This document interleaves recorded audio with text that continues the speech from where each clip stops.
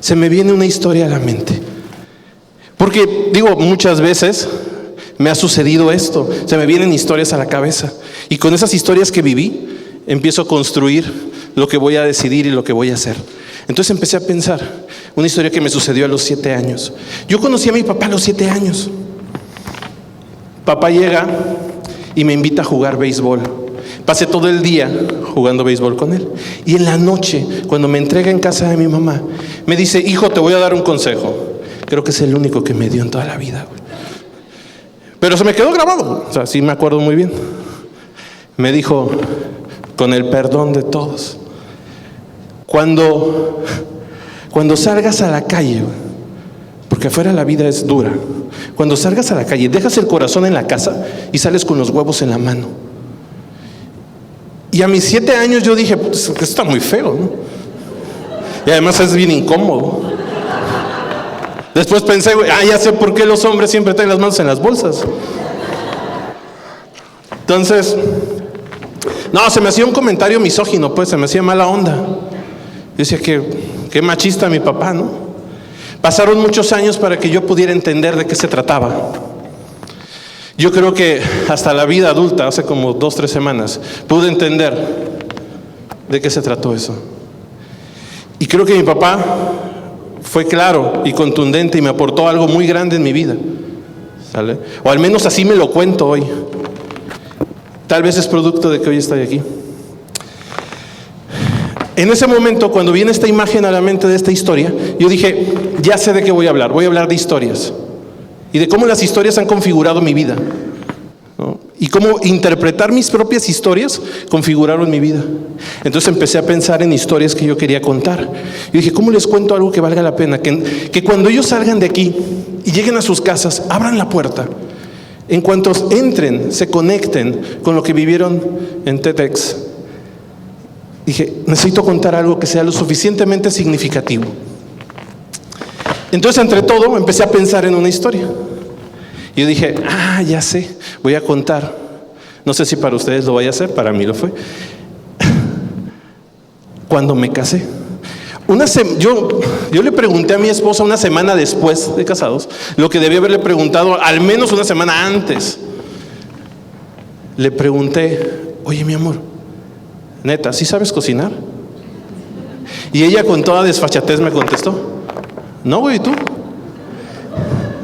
Dije: ya valimos, porque si tú no sabes y yo no sé, pues ¿qué vamos a hacer? ¿No? Entonces, pero me dijo: pero mira, está bien fácil, vamos al mercado y vamos a ver qué hacemos. Entonces fuimos al mercado y empezamos a agarrar puras cosas indispensables para el hogar: sopas de vaso, sodas, papitas fritas. Y yo me acordaba que cuando vivía en casa de mi mamá siempre había frutas y verduras. Entonces empezamos a agarrar frutas y verduras y las empezamos a echar al carro. Llegamos a la casa y como buen marido primerizo le dije: mi amor, ¿te ayudo a acomodar? Y ella me dijo: claro que sí, ¿no? Vamos a ser equipo. Entonces yo empiezo a acomodar junto con ella, agarro los plátanos y los meto al refri. Y entonces mi esposa voltea y con todo ese amor de la primera semana de matrimonio me dice: nada más hay un detalle, mi amor, los plátanos van afuera.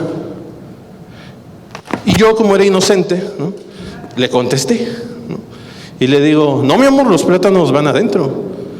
Ella respiró profundo, afiló la mirada y me dijo: Alex, los plátanos van afuera. Uno que es de buen corazón no piensa, ¿no?, lo que van haciendo. Y se me ocurrió volver a decirle: no, en el mismo sentido, no, Caro, los plátanos van adentro. Respira profundo, afila la mirada, se desencaja completamente y me dice: Alejandro, Yo escuché el eco, te lo juro. Yo sé que la vida es difícil, ¿no? Yo lo he pensado muchas veces, pero siendo pendejo es más difícil. Le contesté: Alejandro, ¿ves eso que está en el centro de la mesa? Y yo: sí. Se llama frutero y es para colgar los plátanos que van afuera.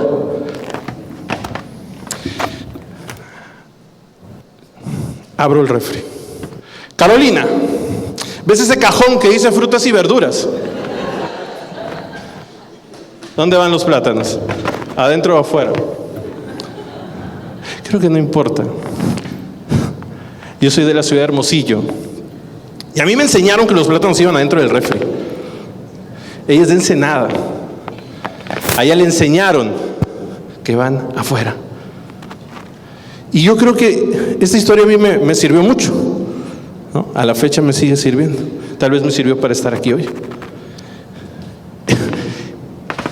Pensar en esto, pensar en esta historia, me hizo darme cuenta que no importa lo que está pasando afuera, sino cómo te lo vas contando.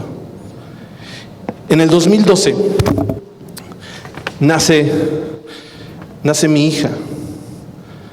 Y el día que nació, hace rato me decían, si a mí me pones una foto, ¿no? Así, ¿le preguntaste a tu esposa? ¿No? Porque le pediste permiso. Si me pones una foto así te mato. Y que fue tanto, yo estoy seguro que mi esposa se sentirá orgullosa porque ese fue el día, uno de los días más especiales para nosotros. El día que nació mi hija, yo la recibo y cuando la vi, tenía tantas historias en mi cabeza.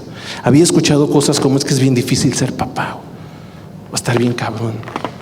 No sabes en la que te metiste. Corre, güey, antes de, ¿no?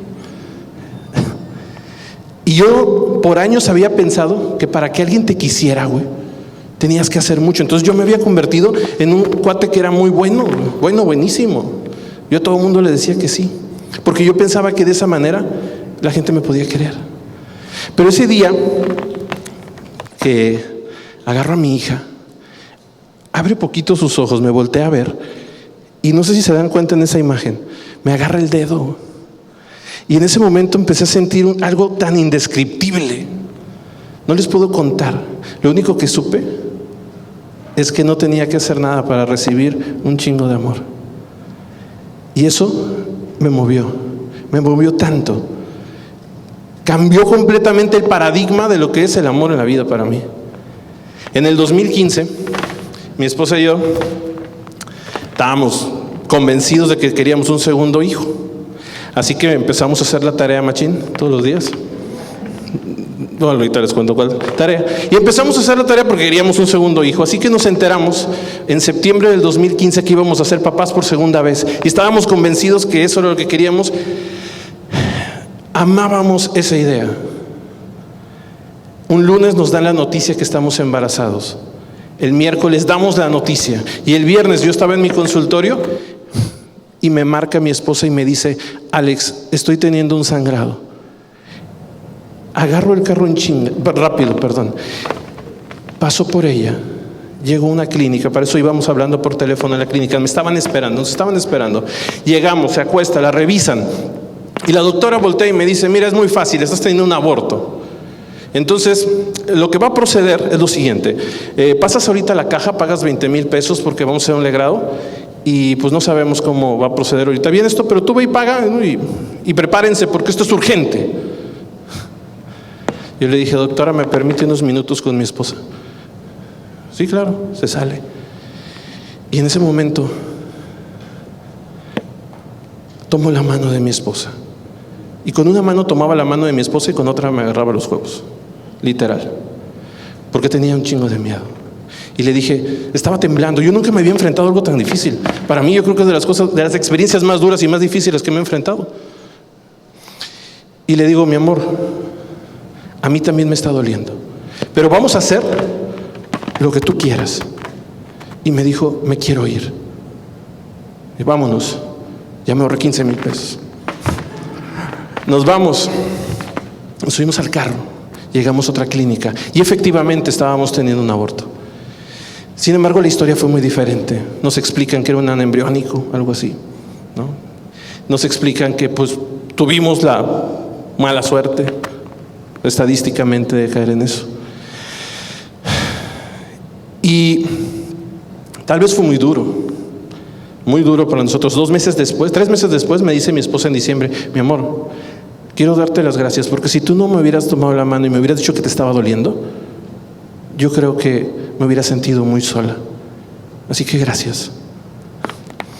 Y yo en ese momento nada más pensaba en mi papá. Yo decía, gracias, güey. Porque si tú no me hubieras enseñado, ¿no?, a hacer esto, yo creo que yo no me hubiera atrevido. Porque es tan difícil decir de repente, o para mí se me hace tan difícil decir, puta, a mí me duele, güey. Está bien cabrón esto. No puedo con esto. Y entonces abrirme y enfrentarme a mí mismo. En el 2017, después de seguir intentándolo mucho, nace Oliver. Y Oliver nació en medio de muchas cosas. Primero, los primeros 3 meses teníamos que tener un chingo de fe, porque todo el mundo nos decía, no hay nada, es anembriónico, otra vez. Y una semana latía y otra semana no le latía el corazón. Una semana estaba y nos mandaban a hacer estudios a otro lugar. Fuimos como a 5 laboratorios diferentes. Nos hicimos todas las pruebas y nació él. Y cada vez que yo veo a Oliver, a mí me recuerda lo que es tener fe y persistencia en la vida. Esa es la historia que yo me cuento cuando veo a él. Hace unos meses, en julio, 11 de julio, perdón, el 22 de agosto 24 de junio me marcan y me dicen, ¿sabes qué? Vente en chinga, tu mamá está muy mal y la tienes que llevar a una clínica. Yo estaba en una clase de surf con mi hija, así que rápido me voy por ella. Duramos 3 semanas en el hospital. Puedo decir que dormía, y digo dormía porque nunca dormí, acompañando a mi mamá en un hospital. Hasta que el 11 de julio en la mañana me dicen, tu mamá ya lleva 3 crisis. Va para la 4ª y no sé si sobreviva. Tienes que decidir algo. Si le da otra crisis, ¿quieres que la entube o quieres dejarla ir? Yo creo que es la decisión más difícil que he tomado. Yo le dije, permíteme un instante. Agarro la mano de mi mamá. Y ya saben que agarré con la otra mano. Y allá completé algo. Yo creo que mi mamá se fue dándome algo muy grande. Porque en ese momento recordé el 50% que yo había tomado de mi papá. Vea la vida con los huevos en la mano. Pero, estando con mi mamá, con la otra mano, aprendí a tomar el corazón. Y lo tomé grande en ese momento para decidir, no por mí, no para lo que era más conveniente para mí. Aprendí a decidir por ella, por lo que le convenía a ella. Y la historia que me conté en ese momento fue que no siempre en la vida tienes que decidir nada más por ti. Va a haber veces que te vas a tener que hacer a un lado, güey, para decidir para lo que es mejor para alguien más. Así que tomé su mano, sintiendo su corazón, y dije, ya estoy completo, güey. A mis 37 años estoy completo. De un lado, la fuerza de mi papá, y del otro lado, el corazón de mi mamá. La pasión por hacer las cosas, la disciplina por hacer las cosas. Y entonces decidí. El 11 de julio se fue, pero me dejó una de las experiencias más grandes, sentirme completo, sentir que mamá y papá estaban conmigo. Y hoy estoy viviendo la historia que me conté hace 11 años, estar en TED y enfrentándome a lo más difícil, que es hablar de mi vida. Ellos son mis padres y gracias a ellos estoy hoy aquí, porque estar aquí parado, desnudarme, abrirme y contarles todo esto tal vez es de las cosas más complicadas que he hecho. A mí me puedes pedir que te dé 1000 cursos, güey, pero hablar de mí creo que no era lo más fácil. Sin embargo, la historia que me conté hoy fue que mis padres están conmigo siempre. Y con eso te puedo decir en este momento que no importa lo que sea que estés pasando, y no importa lo que estés viviendo, y no importa lo que suceda en tu vida, lo más importante siempre va a ser la historia que te cuentes. Muchas gracias.